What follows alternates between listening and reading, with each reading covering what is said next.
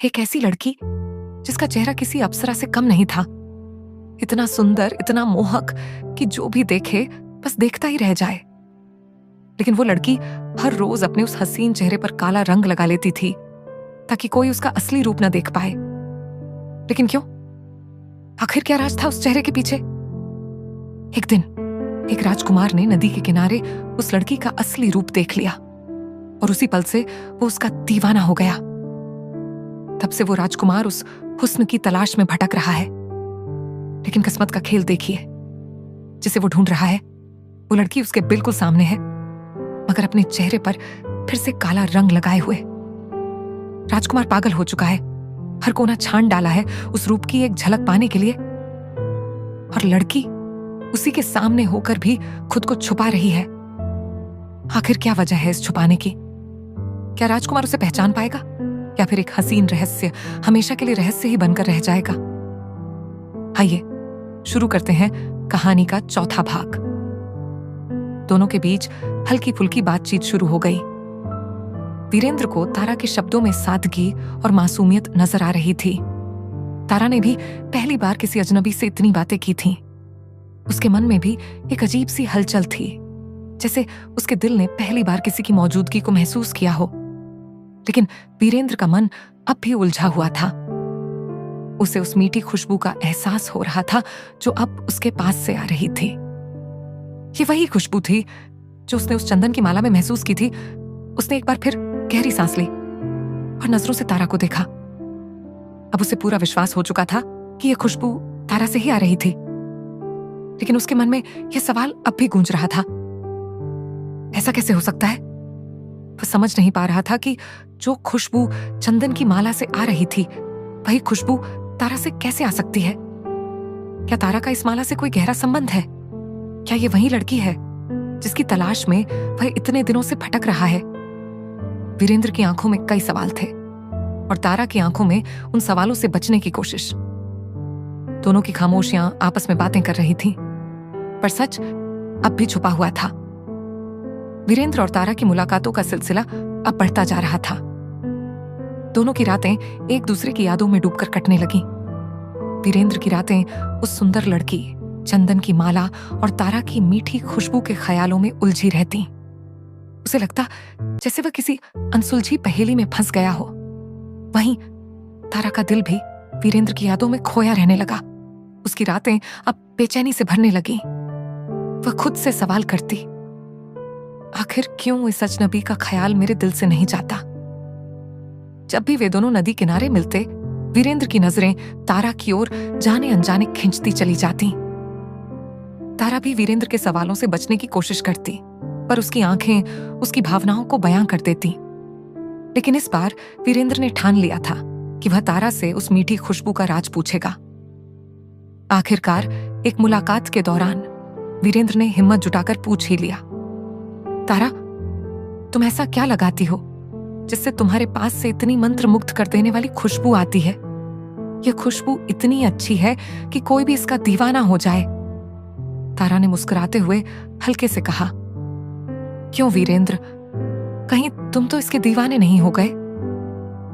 वीरेंद्र ने थोड़ा शरारत भरे अंदाज में जवाब दिया, बेशक तारा, अगर हमारी कुछ और मुलाकातें हुई तो वो दिन दूर नहीं जब मैं सच में दीवाना हो जाऊंगा। तारा की मुस्कान और गहरी हो गई और उसकी आंखों में एक चमक सी आ गई। दोनों की नजरें एक दूसरे की आंखों में खो गईं, मानो समय थम गया हो और उनके बीच सिर्फ वही दोनों हों। वीरेंद्र की आंखों में तारा के लिए सवाल थे और तारा की आंखों में उन सवालों से बचने की कोशिश। उस एक पल में जब तारा और वीरेंद्र की नजरें आपस में मिली तो दोनों के दिल की धड़कनें जैसे एक हो गईं। दोनों ने कुछ कहा नहीं, लेकिन उनकी खामोशियां बहुत कुछ कह गईं।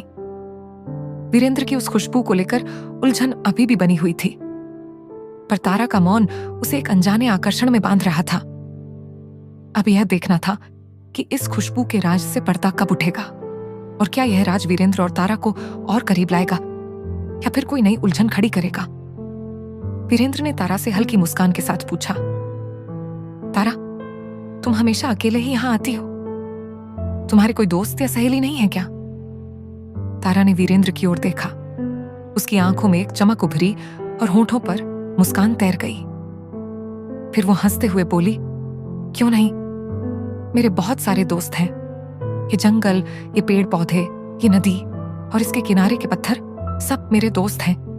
और ये नदी की लहरें तो मेरी सबसे अच्छी सहेली हैं। मैं इनकी आवाजों के साथ ही बड़ी हुई हूं। वीरेंद्र ने हंसते हुए कहा, नहीं, मेरा मतलब था कोई इंसान, कोई लड़की या लड़का। तारा का चेहरा एक पल के लिए गंभीर हो गया। फिर उसने एक गहरी सांस लेकर कहा, नहीं, मेरा कोई ऐसा दोस्त नहीं है। बचपन से लेकर आज तक मैं अकेली ही रही हूं। शायद मेरे काले रंग की वजह से लोग मुझे अपनाते नहीं हैं, कोई दोस्त नहीं बनाता।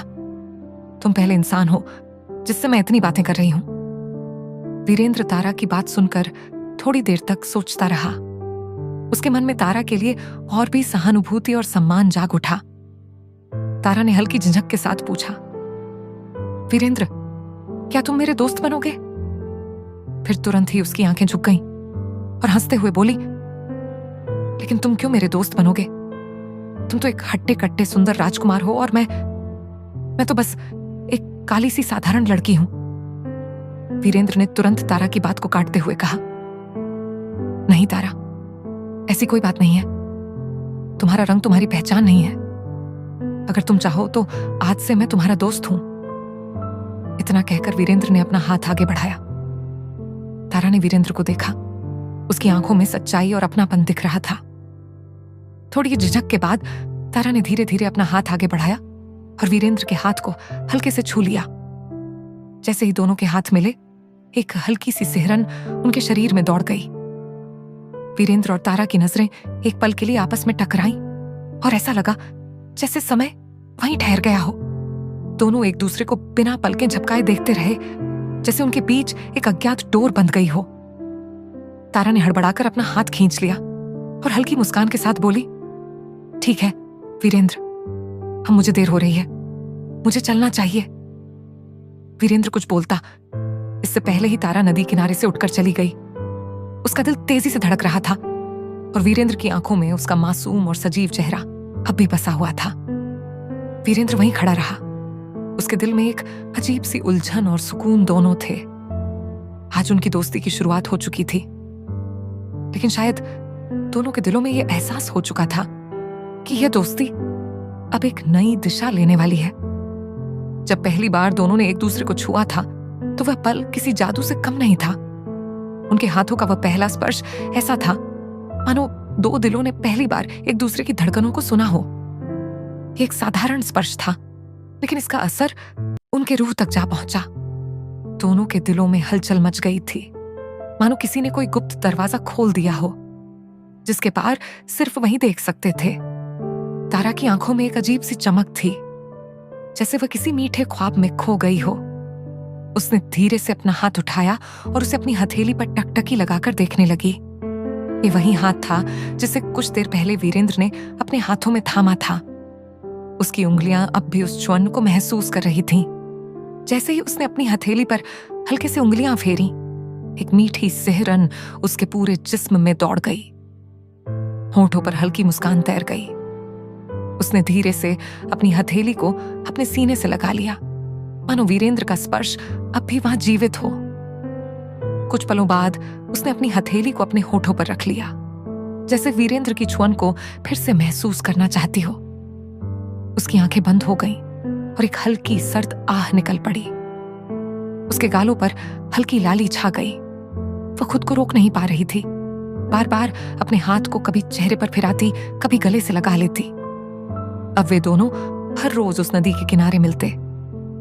वीरेंद्र अब उस सुंदर लड़की के ख्याल से मुक्त हो चुका था, जो कभी उसकी आंखों में बसी थी। अब उसके दिल में तारा का वही साधारण काला रूप बस चुका था। तारा के उस सांवले रंग में उसे अब एक अनोखी कशिश दिखती, जो किसी बाहरी सुंदरता से कहीं अधिक गहरी और स्थायी थी। तारा के लिए वीरेंद्र अब सिर्फ एक राजकुमार नहीं था, बल्कि उसका सबसे करीबी दोस्त और अनजाने में ही उसका पहला प्यार बन चुका था। जब भी वे मिलते, वीरेंद्र तारा को अपने महल की कहानियां सुनाता। वह बताता कि कैसे महल के ऊंचे बुर्ज से पूरा राज्य दिखता है, कैसे झील के किनारे बैठकर राजमहल की रोशनी पानी में चमकती है। वीरेंद्र की बातें सुनकर तारा के मन में उत्सुकता जागी। उसकी आंखों में एक नई चमक आ गई। वह कुछ पल चुप रही, जैसे कोई बड़ा निर्णय ले रही हो। फिर हल्की मुस्कान के साथ वीरेंद्र की ओर देखते हुए बोली, वीरेंद्र, मैं तुम्हारा महल देखना चाहती हूं। क्या तुम मुझे अपना महल दिखाओगे? उसकी आवाज में एक मासूमियत थी, लेकिन आंखों में जिज्ञासा साफ झलक रही थी। वीरेंद्र कुछ पल के लिए तारा की आंखों में खो गया। वह जानता था कि तारा का मन अब तक जंगल, पहाड़ों और छोटी सी कुटिया तक सीमित था। महलों की चकाचौंध और भव्यता उसने कभी देखी ही नहीं थी।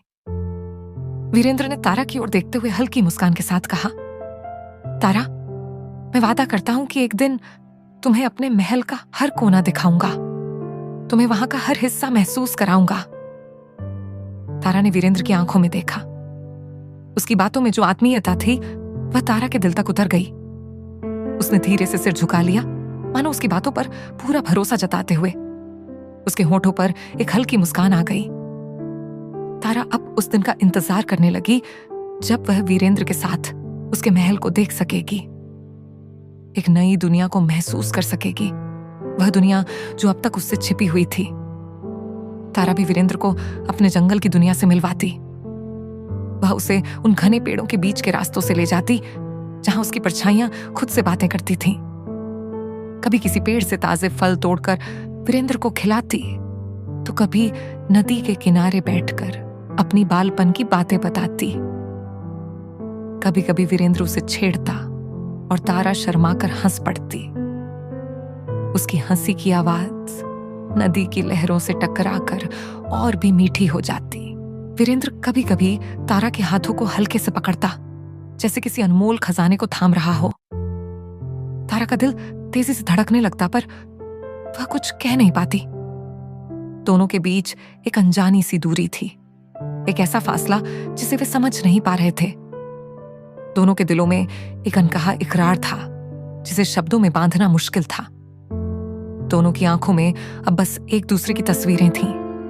दोनों खुश थे, पर इस बात से अनजान थे कि उनकी यह दोस्ती अब उस हद से आगे बढ़ चुकी थी। उनका रिश्ता अब सिर्फ दोस्ती तक सीमित नहीं था। ये एक ऐसा प्यार बन चुका था जो अनजाने में ही उनकी रूहों में बस चुका था। दोनों के मन में अनजाना डर था। तारा के मन में यह डर कि कहीं उसकी असलियत जानकर वीरेंद्र उससे दूर ना हो जाए, और वीरेंद्र के मन में यह भय कि कहीं यह मुलाकातें किसी दिन थम न जाएं। लेकिन इन अनकहे डर और उलझनों के बीच उनका प्यार धीरे धीरे अपनी गहराइयों को छूने लगा था। वीरेंद्र जब भी आता, उसके पास वही चंदन की माला होती। तारा जानती थी कि यह माला किसकी थी और वीरेंद्र के पास क्यों थी।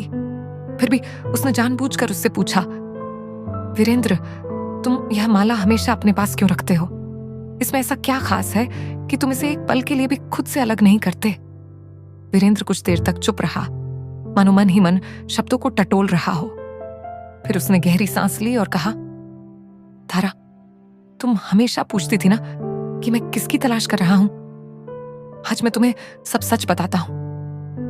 तारा उत्सुकता से उसकी ओर देखने लगी। वीरेंद्र अपनी यादों में डूबते हुए कहने लगा, जब मैं पहली बार इस नदी किनारे पानी पीने आया था, तो मैंने यहां एक अद्भुत रूपवती लड़की को देखा। वह इतनी सुंदर थी कि मैं बस उसे देखता ही रह गया। पहली ही नजर में मैं उसके आकर्षण में बंध चुका था। मैं जैसे सम्मोहित होकर उसके पास बढ़ने लगा, लेकिन जैसे ही उसने मुझे आते देखा, वह घबरा कर भाग गई। मैं उसे रोकना चाहता था, उससे कुछ कहना चाहता था, लेकिन वह मेरी आंखों के सामने ही ओझल हो गई। जब मैं वहां पहुंचा तो मुझे केवल यह चंदन की माला मिली। इस माला में एक मीठी मदहोश कर देने वाली सुगंध थी, जो मुझे उसकी याद दिलाती रही। तारा वीरेंद्र की हर बात ध्यान से सुन रही थी। वह भीतर ही भीतर खुश हो रही थी, क्योंकि वह जानती थी कि वह लड़की कोई और नहीं बल्कि वही थी। वह सोच रही थी कि अब उसे वीरेंद्र को सच बता देना चाहिए कि वह सुंदर लड़की जिसे वह खोज रहा था कोई और नहीं बल्कि वही तारा थी। लेकिन अगले ही पल वह रुक गई। उसे खुद समझ नहीं आ रहा था कि उसके भीतर कौन सी हलचल चल रही थी। किस डर ने उसे रोक रखा था। वह चाहकर भी अपना राज वीरेंद्र के सामने नहीं खोल सकी। वीरेंद्र ने उसकी आंखों में झांका और धीरे से कहा, तारा, यह सच है कि मैं उस सुंदर लड़की को देखकर मोहित हो गया था, लेकिन जब से मैं तुमसे मिला हूं तब से कुछ बदलने लगा है। मुझे अब महसूस होता है कि जिस सुगंध ने मुझे उस लड़की की ओर खींचा था, वही सुगंध तुमसे भी आती है। अब मेरे दिल से उस लड़की की छवि मिट चुकी है और उसकी जगह तुम ले चुकी हो। तारा कुछ बोल नहीं पाई, लेकिन उसकी आंखें सब कह रही थीं। वीरेंद्र ने एक गहरी सांस ली और थोड़ा हिचकिचाते हुए कहा, तारा, मैं तुमसे एक और सच बताना चाहता हूं। मैं नहीं जानता ये सही है या नहीं, तुम्हें अच्छा लगेगा या नहीं, लेकिन मैं अब अपने दिल की बात और नहीं छुपा सकता। तारा ने चौंक कर उसकी ओर देखा। उसके दिल की धड़कन तेज हो गई। एक पल के लिए उसे लगा कि शायद वीरेंद्र को मेरे राज का पता चल चुका है। उसने धीरे से कहा, क्या बात है वीरेंद्र? कहो, मैं सुन रही हूं। वीरेंद्र की आवाज में हल्की कंपकंपी थी, लेकिन उसकी आंखों में एक दृढ़ता झलक रही थी। तारा, अब मेरे दिल में वह सुंदर लड़की नहीं, बल्कि तुम बस चुकी हो। मैं खुद नहीं जानता कि ये कब और कैसे हुआ, लेकिन मैं तुमसे प्यार करने लगा हूं। अब तुम मेरी आदत बन चुकी हो और शायद तुम्हारे बिना मेरी जिंदगी अधूरी लगेगी। तारा, क्या तुम मेरे प्रेम को स्वीकार करोगी? तारा स्तब्ध रह गई। उसे कुछ समझ नहीं आ रहा था कि वह क्या बोले। एक पल के लिए तो वह सब कुछ भूलकर वीरेंद्र के गले से लिपट जाना चाहती थी, लेकिन उसने खुद को रोक लिया। उसकी आंखों में प्यार और खुशी साफ झलक रही थी, लेकिन अगले ही पल उसके मन में माता पिता की छवि और उसके छुपे हुए सच की परछाई उभर आई। वह ठहर गई। कुछ देर बाद तारा ने नजरें झुका ली और धीमे स्वर में बोली, वीरेंद्र, ये कैसे संभव हो सकता है? तुम एक राजकुमार हो, इतने सुंदर हो, और मेरा रंग इतना काला है। हमारा क्या मेल हो सकता है? मैं तो बस एक साधारण सी लड़की हूं। तुम्हारे साथ खड़ी भी रहूंगी तो लोगों को अजीब लगेगा। मैं तुम्हारे लायक नहीं हूं। मैं तुम्हारे लिए एक बोझ बन जाऊंगी। वीरेंद्र ने तुरंत उसका हाथ पकड़ लिया और दृढ़ता से कहा, नहीं तारा, मुझे तुम्हारे काले रंग से कोई आपत्ति नहीं। मैं तुम्हारे रंग से नहीं, तुमसे प्यार करता हूं। मेरे लिए यह रंग कोई मायने नहीं रखता। मुझे सिर्फ और सिर्फ तुम चाहिए। तारा, किया तुम मेरी रानी बनोगी? तारा का दिल तेजी से धड़कने लगा। वह दुविधा में थी।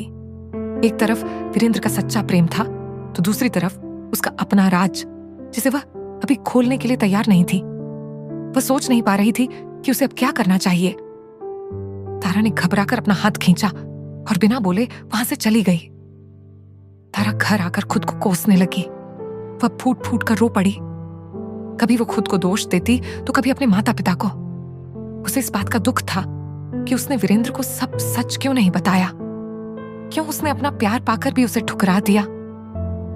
उसका दिल वीरेंद्र के लिए धड़क रहा था, लेकिन फिर भी उसने उसे छोड़ दिया। उसका मन सवालों से घिर गया। जब मैंने वीरेंद्र से प्यार किया तो उसे अपनाने से क्यों डर रही हूं? लेकिन दोस्तों, ये कहानी यहीं खत्म नहीं होती। असली रहस्य तो अब खुलना बाकी है। ये लड़की कौन है, कहां से आई है और क्यों अपने अप्सरा जैसे चेहरे को छुपा रही है? किस दर्द, किस सज्जा या किस डर ने इसे मजबूर कर दिया कि वो अपनी असली पहचान तक छिपाए?